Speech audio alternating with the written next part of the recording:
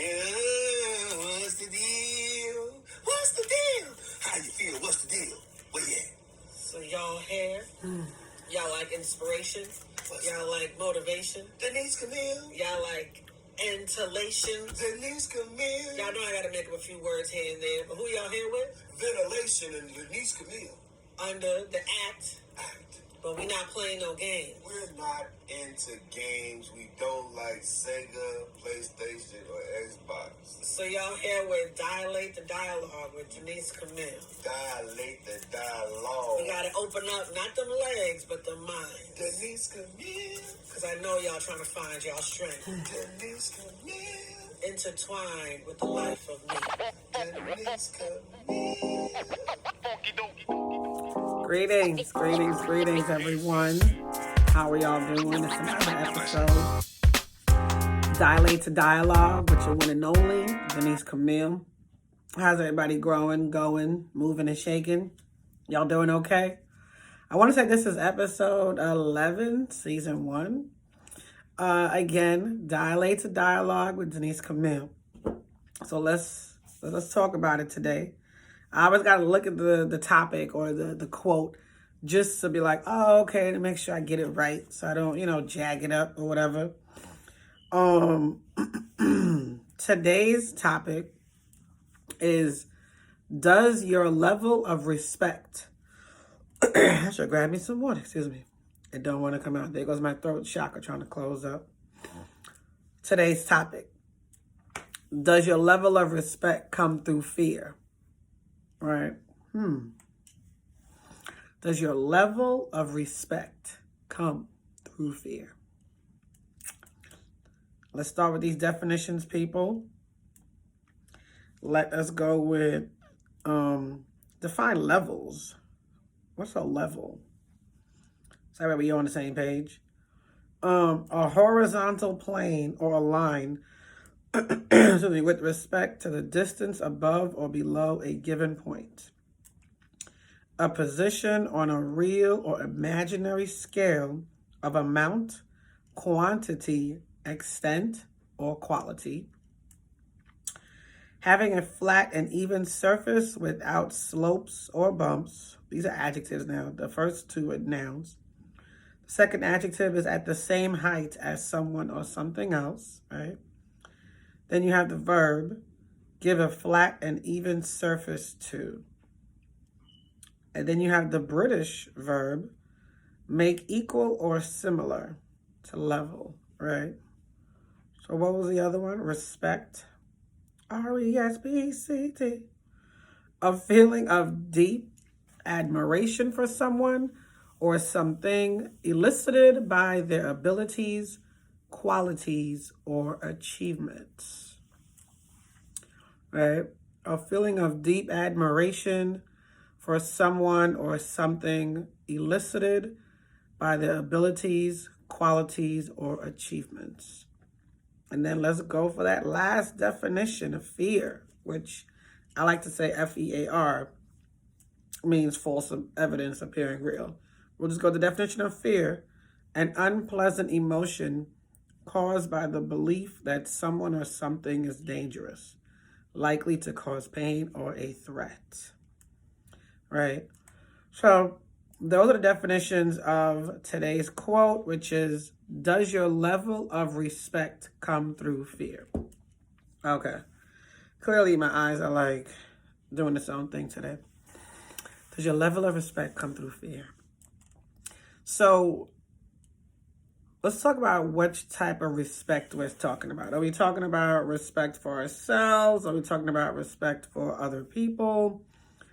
Are we talking about the respect we want everyone else to see of us to give us what we need, right? So let's go with the level of respect of ourselves. Does your level of respect come through fear?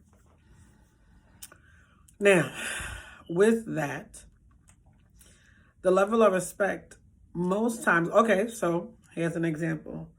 Let's go with a parent to a child. Does a child respect their parent based off of fear? Because, there are some parenting styles where they say you got to raise them in fear. Like when you look at them, they automatically crumble and shake. Oh God, no, it's mom or dad. I can't do it because they just looked at me weird. That's a fear opposed to a respect avenue of saying, I know that their look means of protection or of redirection or getting me out of a place where I don't need to be, right? Yet that fear, that respect that as a child is built up on, it doesn't have a strong foundation when they become adults.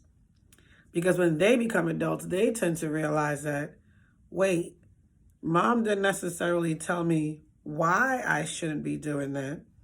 They just gave me the fearful look, so I just knew not to do it. Yet that didn't help me in my adult life, because here I am at the bottom level, not knowing that respect has to come with certain things, certain thoughts, and certain tangible products that can prove itself, right? Because it's respect. Most times when you meet someone, your basic respect is saying, I recognize you because you're a human, just like I'm a human, right? So with that, you can say, hey, you're you, how you doing? You know, even though our slight prejudgment can kind of RoboCop, kind of size him up. He looks like this. His shoulders are dropped. He might have an arch back. He might be too, any little prejudgmental things that we automatically do. We don't even think we do. And then before that, I should say, here goes our intuition or our energy vibe that can say something like, my nervous system is acting up a little too much. This person might not be for me to be even in around their energy, right?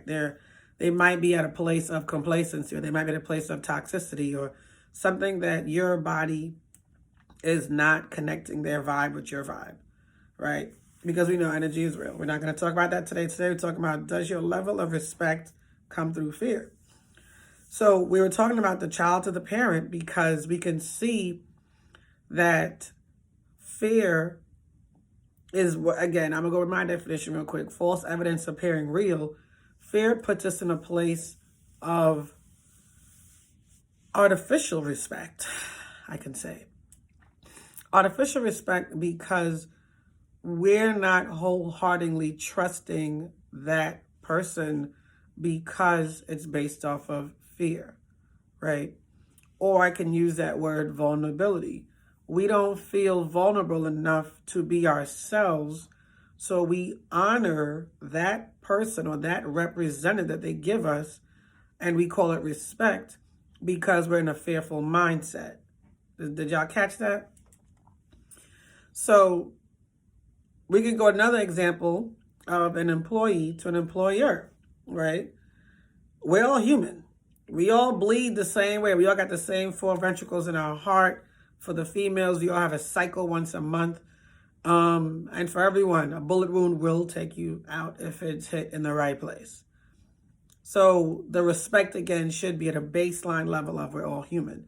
Yet, because there are titles and positions in place, which are based off of money and currency, which we value, and I'm kind of chipping at that in a different angle, yet we value these things, so we think because someone makes so much more than us, we have to respect them at a higher valuable level. You have some people that think that they're high value man or high value woman. We're not going to go. Okay, again, today's topic is, does your level of respect come through fear, right? I'm staying focused because I know I can run, and the Sag in me and the Aries is like, no, take them there. No, we're not going to go there tonight. We're going to stay focused with, excuse me, does your level of respect come through fear? So you know what? Let's take a quick break.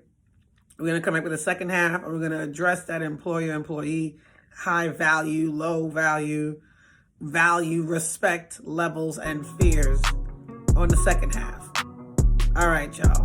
Take that quick break. Welcome back, y'all. Greetings. Welcome back. Y'all here with the second half of Denise Camille. Oh, I keep forgetting.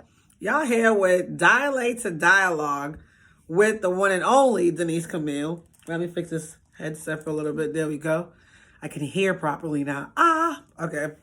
With today's topic, second half, does your level of respect come through fear? Does your level of respect come through fear? I don't know we're not going to, okay, she's here. Everybody say hi, hair. Hey. She gets her attention. Okay. Does your level of respect come through fear? Y'all know I'm shuffling here. Y'all like, what is she doing over there? I'm shuffling my Denise Camille self-awareness deck, right? Because y'all know this divination reader over here. Shuffling, right? Okay, does your level of respect come through fear? So I wanted to talk about in the second half of the employer-employee, the value of respect and fear. We were talking about the employee, where most times an employee, let's say someone who just got hired, right? You're bright eyed and bushy tailed with this job. You're, respecting everything that this manager has says to you, HR, because again, they're giving you finance. And that card fell all the way down there.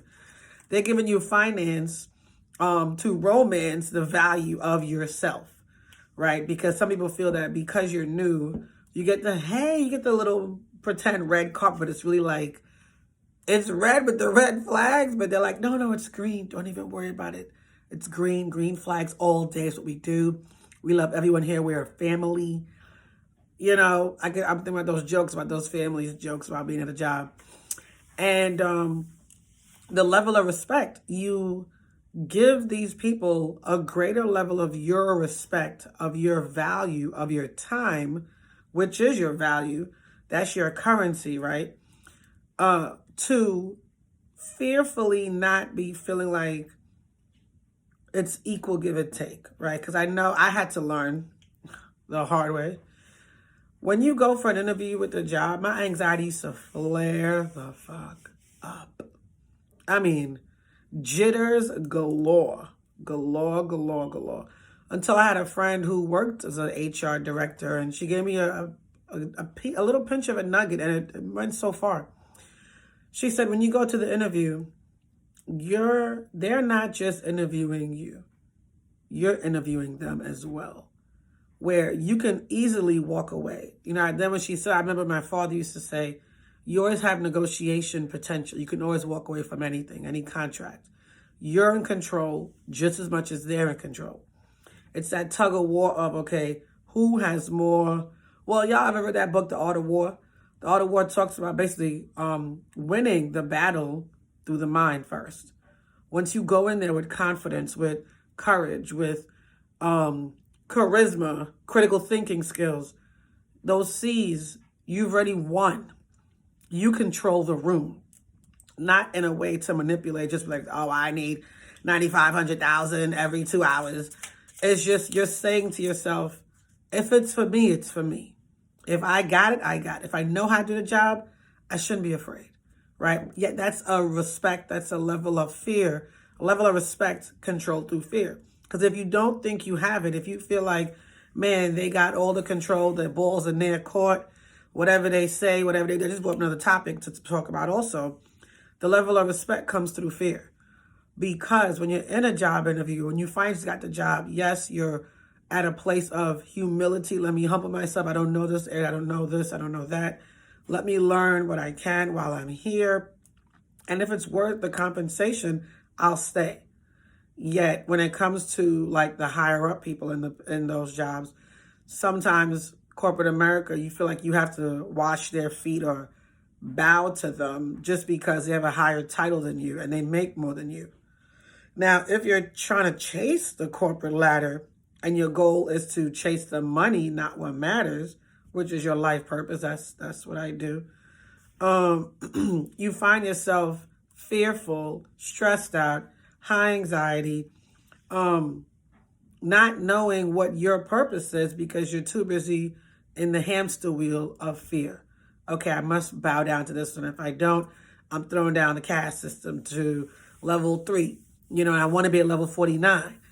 Just those numbers alone will trigger anxiety in a lot of people because we tend to not be in control of our own imaginations. We tend to not be in control of how we value and respect ourselves. And we tend to not know what level of life we're on in the season that we're in. It's interesting how many elders, I can't call them elders because there's a difference. An older is somebody in their late 50s, 60s, 70s, still kicking and pushing and doing whatever they do, yet their mindset is still in their 20s, teens, 30s, and they haven't learned anything to even offer advice to the youth. Compared to an elder has learned, has gained experience, and is able to give wisdom to the youth in a way that almost like in African parables, where they'll give you this one sentence. You're like, what the hell does that even mean? They drop the nugget, and it's up to you to experience life and see, oh, that's what they were saying. I got it. That's what an elder does, right? They speak minimum. Yeah, but they speak with power.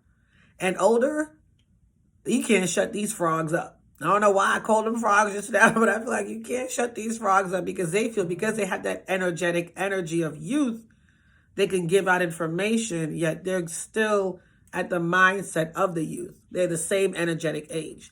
They're not of the age that they should be, right? Because we all have a physical age and an energetic age. I know for me, my energetic age, I used to be an old soul. I still am. Yet my energetic age, I would say is probably about 35. Yet I'm 41 now. So I'm not too far off my maturity or lessons and experience. I'm playing a little bit of catch up here. Yet spiritually, I would say because of my gifts, I'm obtaining more jewels from my toolbox as I experience life. And I'm going to just call them experiences again because it's a lot, y'all. I know everybody's experience is unique. It's just for me, I'm grateful for my ancestors. Let's just say that. I'm grateful for my ancestors, for my divine protection, for my guidance, for all those things, right? So that level of respect comes through fear.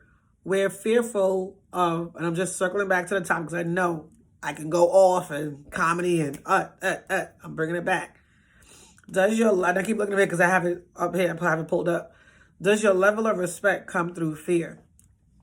Let's look at a couple.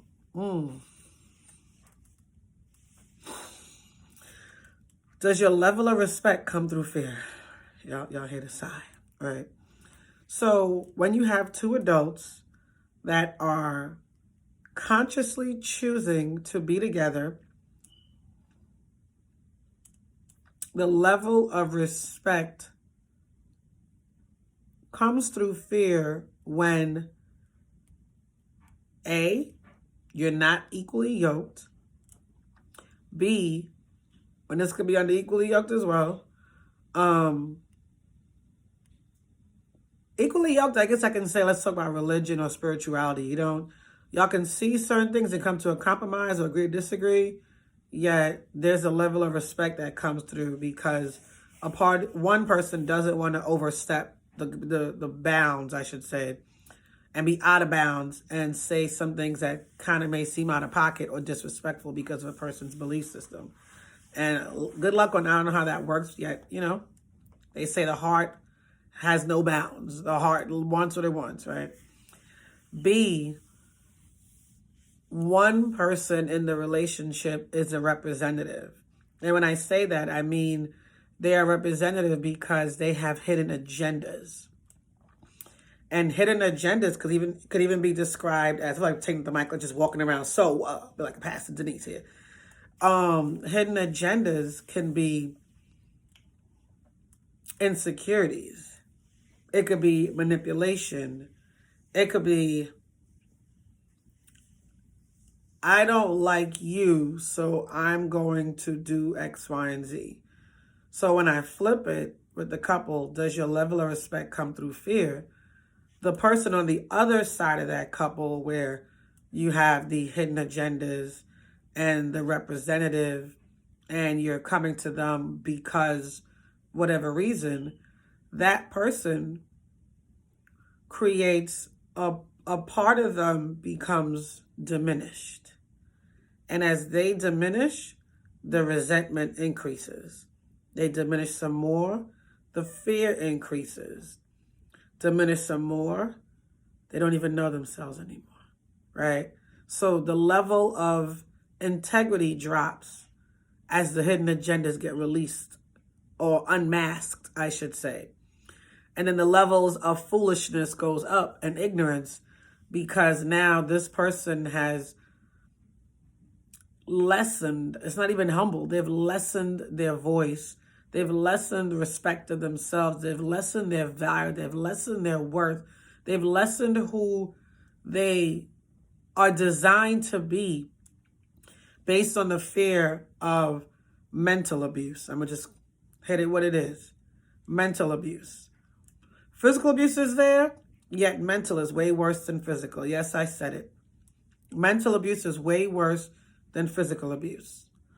Because with physical abuse, here's the example. Let's say you had a partner and he beat you to a pulp for, 2 years straight. Finally, he gets found out, whatever. He goes to jail and he dies. He's no longer going to beat you again, right? Yeah, because he's gone. Mental abuse.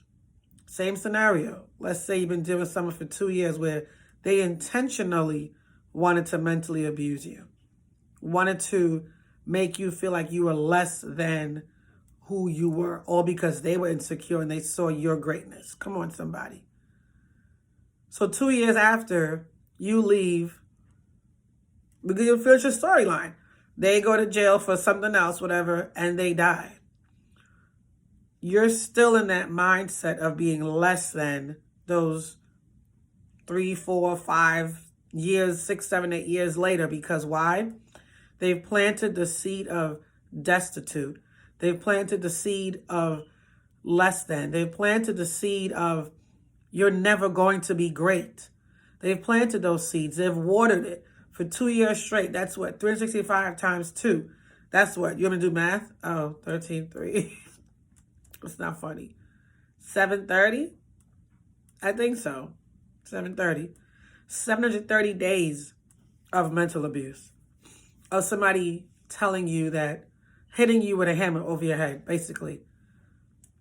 Just hitting you. Without the physical, yet they're hitting you, that they're pounding in on your brain because they're telling you that you're less than what you are. Right? So you become fearful because you don't know what else they're going to say to you, because you don't know where to respect yourself anymore. You don't know if you're you anymore. You don't know where you came from. You don't know what you're growing through. You don't know what you're experiencing. You're just in robotic mode. You're in automaton mode. Your level of respect came through fear because you didn't know where you needed to be, because you allowed somebody else to take what was yours.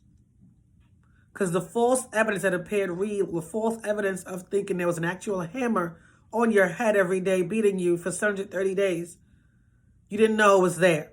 You thought it was there because you allowed it. Because your level of respect for yourself was not on a higher bridge, was not on anywhere else. The only bridge you thought it was to jump off of it, the one in the mental suicide.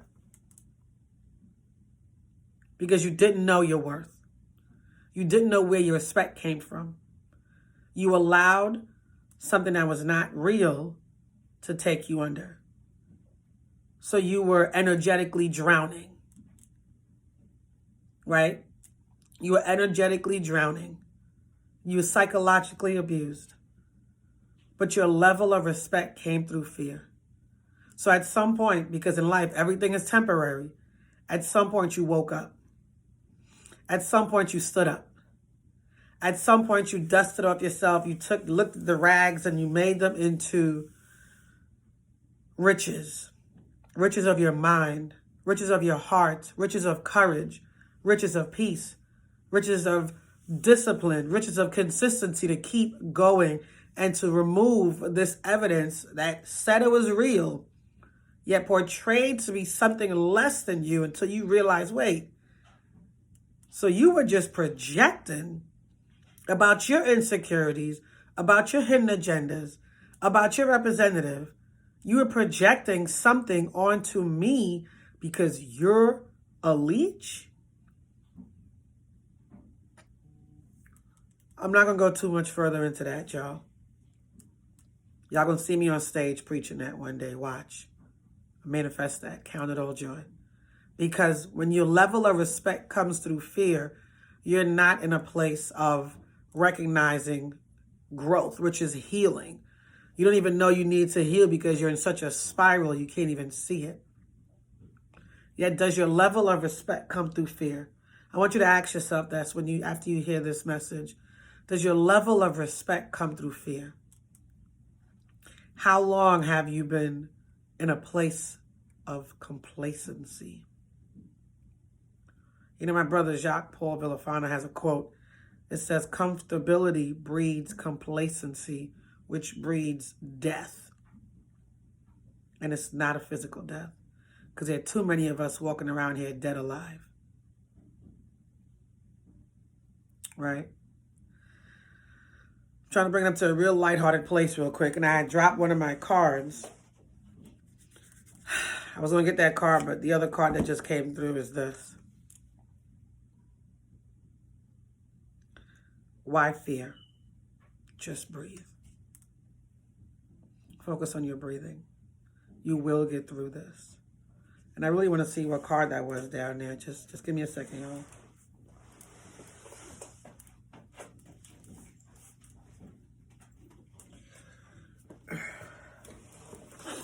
Okay. So this card says ground your vulnerability in joy. So I know it's scary when your level of respect is coming through fear. Yet that card that just came out, ground your vulnerability in joy. It means setting yourself up to heal. Because no joy comes in the morning. Taking that time for introspection. Taking that time for your own truth. Being truthful to yourself. Right? All right, y'all. This one went a little bit different. Yet, I thank y'all for your time. I thank you for your patience. For listening for this episode of Dialate to Dialogue with the one and only Denise Camille. Does your level of respect come through fear? All right, y'all. Give thanks. Take it easy.